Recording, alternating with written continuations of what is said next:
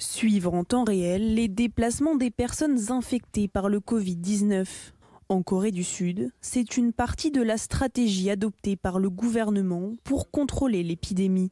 En février, c'était le deuxième plus gros foyer au monde de coronavirus derrière la Chine.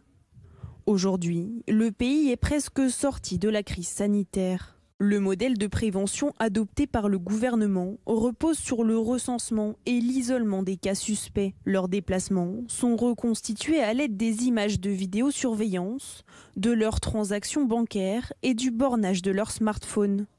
Les habitants sont prévenus directement par SMS qu'un cas nouveau de coronavirus a été dépisté près de chez eux ou de leur lieu de travail. Une stratégie différente de celle adoptée par la France jusqu'à présent.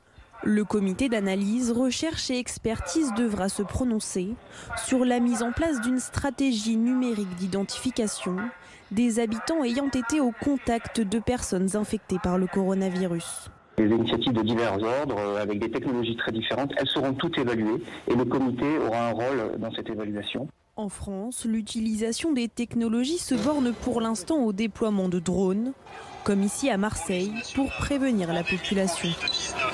Si vous n'avez pas de motif valable ou d'autorisation, rentrez chez vous. Ce matin, le défenseur des droits a rappelé qu'une stratégie numérique d'identification des citoyens n'est pas à prendre à la légère. Il faut voir d'un côté ce que sont les exigences des libertés et de l'autre côté quel est le bénéfice de cette mesure de géolocalisation. Un défenseur des droits qui a déjà demandé l'organisation d'un débat public sur les libertés individuelles en France.